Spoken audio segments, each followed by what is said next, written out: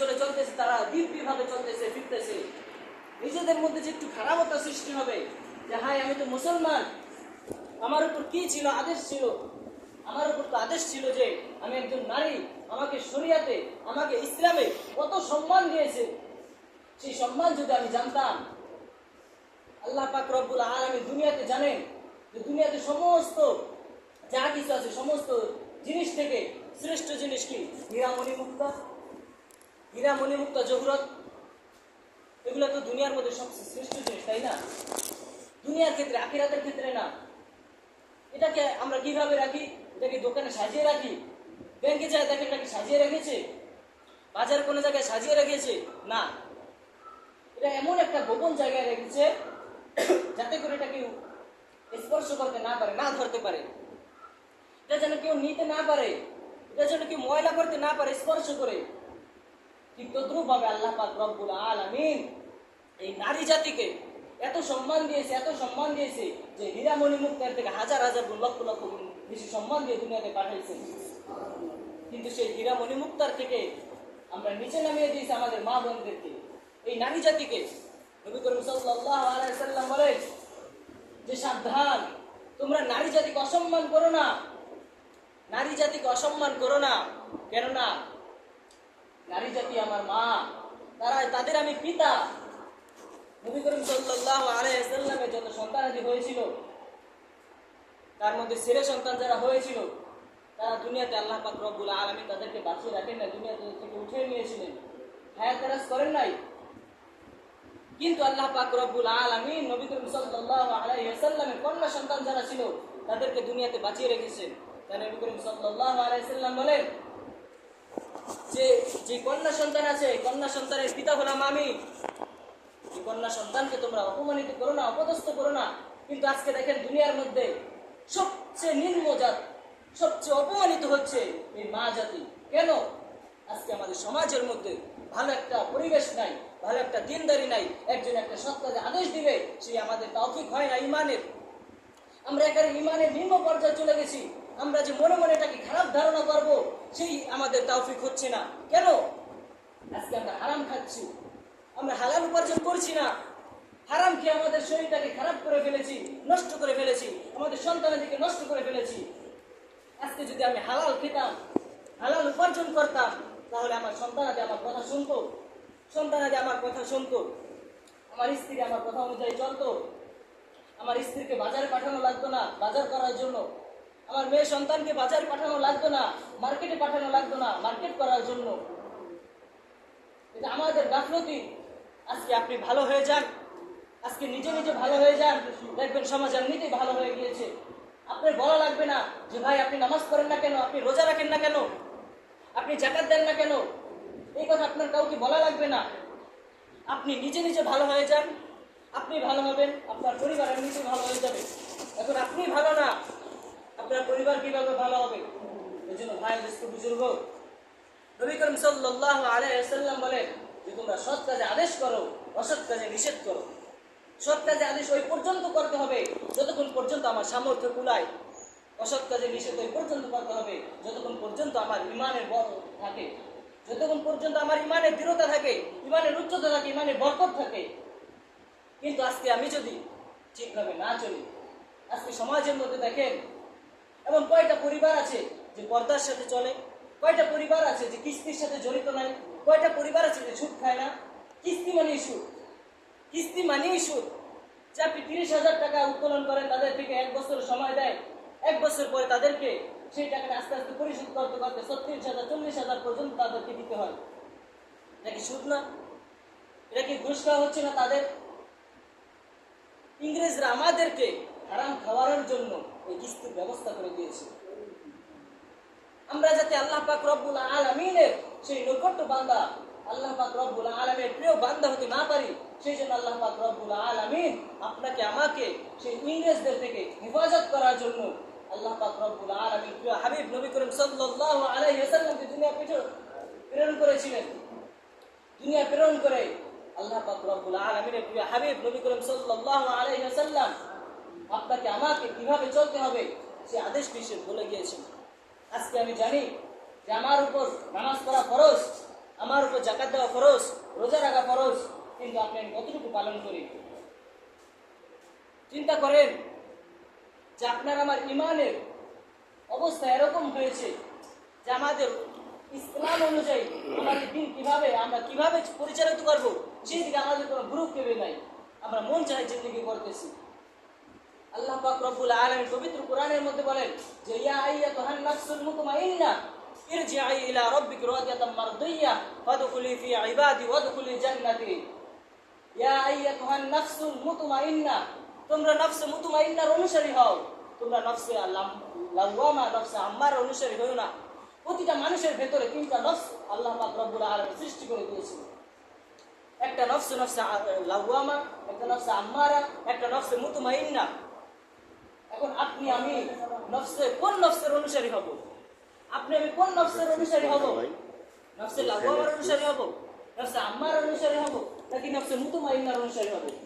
আল্লাহ পাক রব্বুল আলামিনের প্রিয় হাবিব নবী করিম সাল্লাল্লাহু আলাইহি ওয়াসাল্লাম বলেছেন যে তোমরা ওই নফসের অনুসারী করো যেই নফসটাকে তোমাকে আল্লাহ এবং রাসূলের দিকে ধাবিত করে। আল্লাহ এবং তার রাসূলের দিকে তোমাকে ধাবিত করে এমন নফসের অনুসারী করো। তোমরা এমন নফসের অনুসরণ করো না যেই নফসটা তোমাকে দুনিয়ায় থেকে হাসরের ময়দানে সেই আল্লাহ পাক রব্বুল আলামিনের কিয়ামতের ময়দানে সেই ভয়াবহতা আপনাকে আমাকে বুঝতে হবে। আল্লাহ পাক রব্বুল আলামিনের ভয় ভীতি আপনার অন্তর থেকে সরিয়ে দিবে এমন নফসের তোমরা অনুসারী হয়ো না। নফসে লাওয়ামা এবং নফসে আম্মারা, এই দুটো তোমরা অনুসারী হয়ো না। নফসে আম্মারা চাইবে যে তুমি এখন নামাজ পড়তে যেও না, আজান দিয়েছে তুমি 5 মিনিট অপেক্ষা করো, তুমি কাজটা করতেছে, কাজটা শেষ করে তারপর নামাজে যাও। এই হলো নফসে আম্মারা, নফসে মুতমাইন্না আপনাকে এভাবে ধোঁকা দিবে। আর নফসে মুতমাইন্না হলো যে আপনি যখন আজান দিয়ে দিবে, না আমার এখন নামাজ পড়তে যাইতে হবে, এখন আমাকে আদেশ করা হচ্ছে যে তুমি নামাজে যাও, এখন তোমার নামাজ পড়াটা বেশি জরুরি, তোমার কাজ করাটা বেশি জরুরি না। নফসে মুতমাইন্নার অনুসারী করতে হবে, নফসে মুতমাইন্নার অনুসারী হতে হবে। আমরা কিভাবে অনুসারী হব? যে যখন আপনার আমার অন্তরের মধ্যে, শরীরের মধ্যে একটা চাহিদা সৃষ্টি হবে, যখন আপনার মনে হবে যে ভালো কাজটা করার পরে আপনার আমার অন্তরে একটা প্রশান্তি সৃষ্টি হবে। আপনি যখন নামাজ পড়বেন, জিকির করবেন, মসজিদে কিছু টাকা দান করবেন, তখন আপনার মধ্যে যদি একটা ভালো কাজ করে, একটা ভালো স্পৃহা জাগে যে না আমি নামাজ পড়েছি, আমার কাছে ভালো লেগেছে, তখনই বুঝবেন যে আপনার মধ্যে ইমানের কিছু চাহিদা আছে, নফসে মুতমাইন্না আপনার মধ্যে আছে, নফসে মুতমাইন্না আপনার অনুসারী। এইভাবে যখন আপনার আমার, আর যদি দেখেন না আমি নামাজ পড়েছি কিন্তু আমার অন্তরে কোনো প্রশান্তি পাচ্ছি না, তখন বুঝবেন যে আপনার নফসে লাওয়ামাটা আপনাকে ধোঁকা দিচ্ছে। নফসে লাওয়ামা চাচ্ছে যে আপনি নামাজ থেকে ফারেক হয়ে যান, নামাজে আইসেন না, দুনিয়ার দিকে মুখ হয়ে যান। এই জন্য ভাই দোস্ত বুজুর্গ, আল্লাহ পাক রব্বুল আলামিনের প্রিয় হাবিব নবী করিম সাল্লাল্লাহু আলাইহি ওয়াসাল্লাম দুনিয়াতে এসে শুধু কষ্ট করেন নাই, তার শরীরের রক্ত এভাবে পড়েছে যে আমরা কাজ করার পরে আমাদের শরীরের ঘাম যেভাবে ঝরে, এর থেকেও বেশি দ্রুতভাবে নবী করিম সাল্লাল্লাহু আলাইহি ওয়াসাল্লামের শরীর থেকে রক্ত ঝরেছে। কেন? এই ইসলামের জন্য, এই দ্বীনের জন্য, তার উম্মতরা যেন আল্লাহ পাক রব্বুল আলামিনের সেই জাহান্নামের মধ্যে যেন না যায়। আল্লাহ পাক রব্বুল আলামিন সেই নবী করিম সাল্লাল্লাহু আলাইহি ওয়াসাল্লামকে শুধু একমাত্র আমাদের জন্য পাঠিয়েছেন। শেষ নবী উম্মত হয়েছে আমরা। আল্লাহ পাক রব্বুল আলামিনের কাছে হাজার হাজার শুকরিয়া, আল্লাহ পাক রব্বুল আলামিনের কাছে হাজার হাজার শুকরিয়া। আপনি আমি কি চেয়েছি যে আপনি আমি মুসলমানের ঘরে হব? আল্লাহ পাক রব্বুল আলামিনের কাছে কি কেউ দরখাস্ত করেছেন যে আমি মুসলমানের ঘরে সৃষ্টি হব? আমি হিন্দুর ঘরে যাব না, বৌদ্ধর ঘরে যাব না, খ্রিস্টানের ঘরে যাব না, কেউ দরখাস্ত করেছেন? আল্লাহ পাক রব্বুল আলামিনের কাছে কেউ বলেছেন?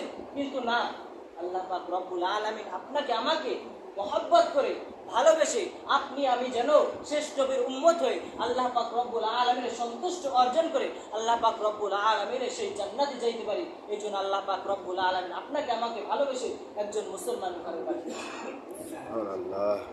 আল্লাহ পাক দরবারে হাজার হাজার শুকরিয়া।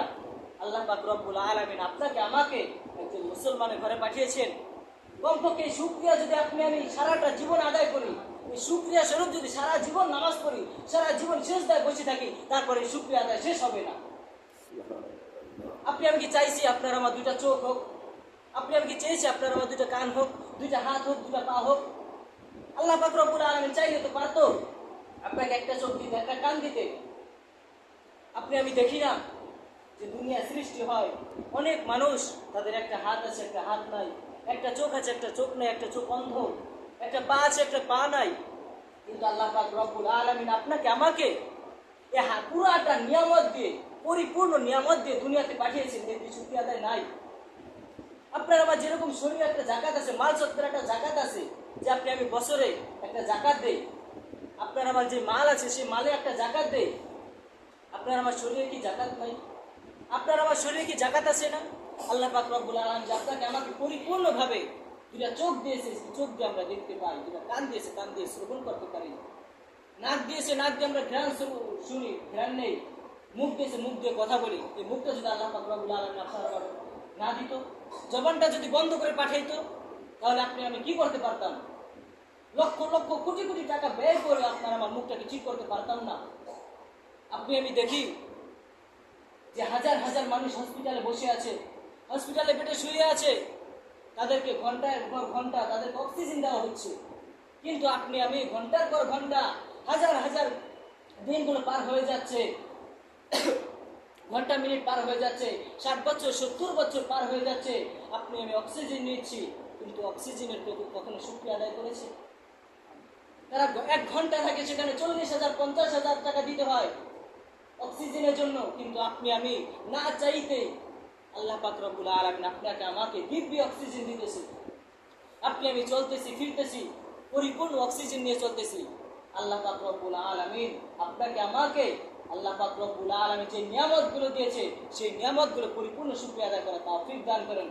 সমাজের মধ্য থেকে যারা যেই খারাপ কাজগুলো করে, তাদেরকে খারাপ কাজ থেকে আলাদা করে তাদেরকে সৎ কাজে আদেশ করে যেন আমরা মসজিদ পর্যন্ত এবং আল্লাহ পাক রব্বুল আলামিনের শরীয়ত অনুযায়ী চালাইতে পারি, সেই তৌফিক দান করেন।